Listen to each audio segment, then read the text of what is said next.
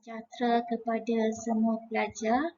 Jadi hari ini cikgu akan meneruskan pembelajaran kita iaitu bab 1 mikroorganisma. Ini kita akan mempelajari 1.1 dunia mikroorganisma. Baik pelajar, cuba perhatikan gambar-gambar yang berada di slide ini. Ini adalah contoh-contoh gambar mikroorganisma. Jadi, apakah yang perlu anda tahu mengenai mikroorganisma? Mikroorganisma ialah organisma seni yang tidak dapat dilihat dengan mata kasar. Jadi, apakah alat yang diperlukan untuk kita melihat mikroorganisma ini? Jadi, mikroorganisma ini hanya dapat dilihat dengan bantuan mikroskop sahaja. Kita ada satu lagi mikroorganisma yang kita namakan dia sebagai flora normal. Apakah dia mikroorganisma flora normal? Flora normal merupakan mikroorganisma yang ditemukan pada organisma termasuklah manusia dan haiwan dan tidak menyebabkan penyakit. Jadi mikroorganisma flora normal ni tidak boleh menyebabkan penyakit. Saya sertakan contoh-contoh di mana kita boleh melihat flora normal ya. Flora normal ni salah satu contohnya di bahagian atas salur pernafasan yang terdiri daripada mikroorganisma Staphylococcus dan juga Streptococcus.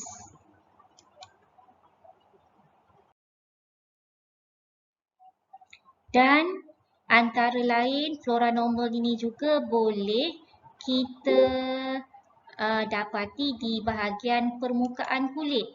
Ya, selalunya bakteria jenis Staphylococcus dan juga Corynebacteria.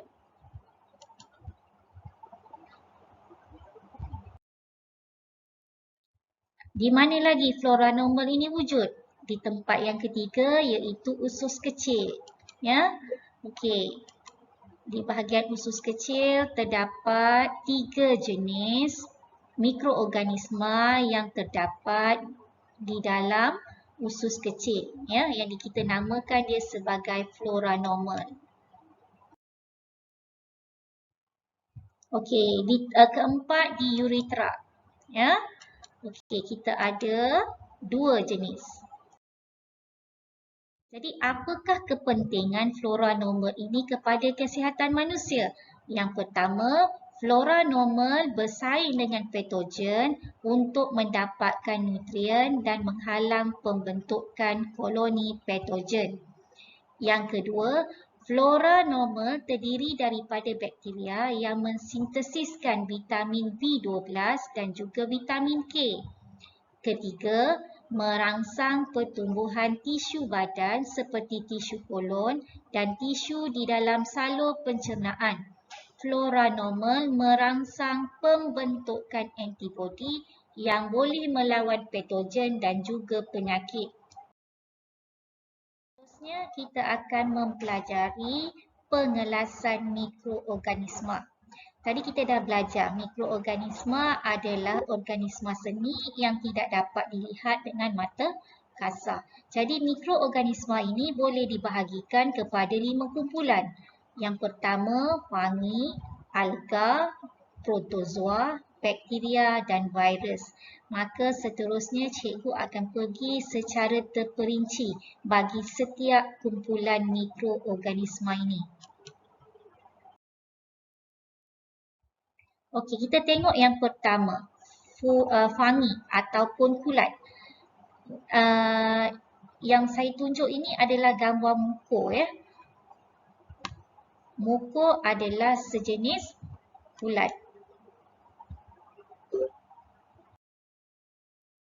Okey, saiz fungi.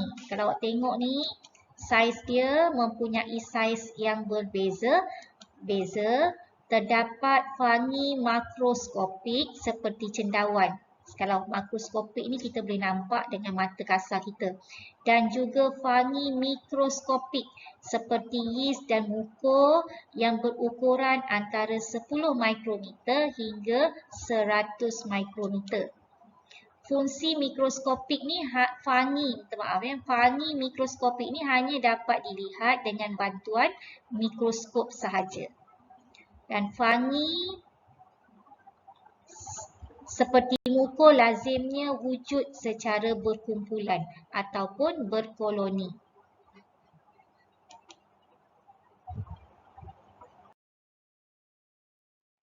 Bentuk fungi, ya, dia adalah fungi unisel seperti yeast yang berbentuk sfera kecil ni, ya, bentuk fungi bentuk yeast. Dan kita ada juga fungi multisel seperti muko yang lazimnya terdiri daripada sporangium yang berbentuk sfera dan hypha yang berbentuk berbenang.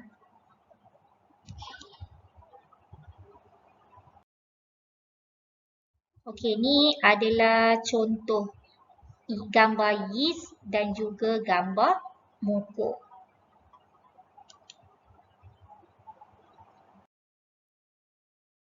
Okey, nutrisi bagi fungi. Sesetengah fungi merupakan saprofit yang memperoleh nutrien daripada organisma yang telah mati dan reput, manakala sesetengah fungsi lagi ialah parasit yang memperolehi nutrien daripada perumahnya.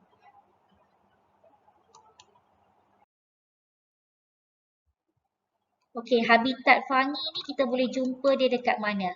Ya, habitat mikroorganisma lazimnya dihubung kaitkan dengan nutrisi mikroorganisma. Oleh itu, fungi biasanya hidup di tempat yang mempunyai bahan reput yang banyak, tinja, kulit haiwan dan juga makanan. Dan fungi juga sesuai tumbuh di persekitaran yang gelap dan lembap. Seterusnya ialah cara pembiakan fungi. Fungi ni biasanya pembiak secara pertunasan, ya. Yeast dia membiak secara pertunasan, dan kalau fungi multisel ni dia membiak secara aseks, iaitu melalui pembentukan spora ataupun melalui pembiakan secara seks, iaitu melalui konjugasi.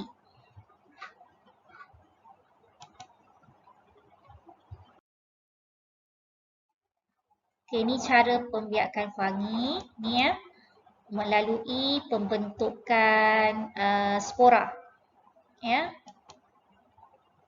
So apabila spora yang sangat halus dan ringan dibawa oleh angin ke persekitaran yang sesuai, maka spora tersebut akan bercambah tanpa persenyawaan.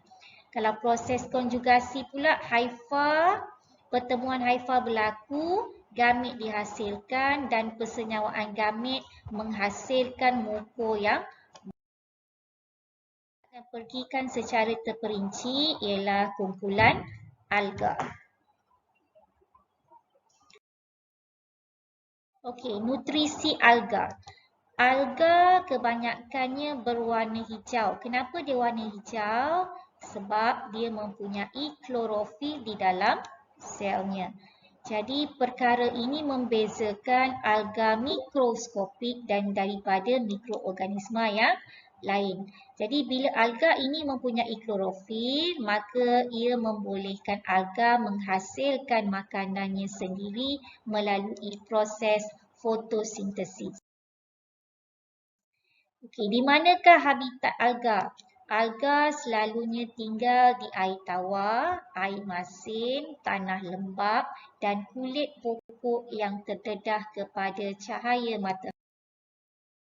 Pembiakan alga. Bagaimanakah cara pembiakan alga? So, cara pembiakan alga dia membiak secara seks, iaitu melalui belahan kedua dan juga secara seks melalui konjugasi. Alga seperti Spirogyra pula membiak secara seks, iaitu melalui konjugasi. Ini contoh pembiakan seks dan seks dalam Chlamydomonas. Ini pembiakan seks. Ini pembiakan seks. Pembiakan seks ni konjugasi. Kalau yang ini belahan dua.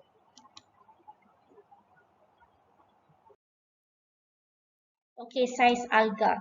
Alga mempunyai saiz yang berbeza-beza. Terdapat alga makroskopik seperti alga laut yang dapat dilihat dengan mata kasar dan juga alga mikroskopik seperti Chlamydomonas yang berukuran di antara 1 mikrometer hingga beberapa ratus mikrometer. So, alga jenis mikroskopik ni kita hanya boleh lihat di bawah mikroskop. Dan ini adalah bentuk asas bagi alga. Ya, alga unisel seperti Chlamydomonas dan alga multisel seperti Spirogyra mempunyai kloroplas yang mengandungi klorofil. So, yang warna hijau ini adalah kloroplas. Jadi untuk pelajaran hari ini sampai di sini sahaja. Jadi saya sudah memperkenalkan beberapa istilah untuk hari ini, iaitu flora normal dan juga memperincikan dua kumpulan mikroorganisma iaitu fungi dan juga kulat. Jadi kita berjumpa pada kelas yang akan datang.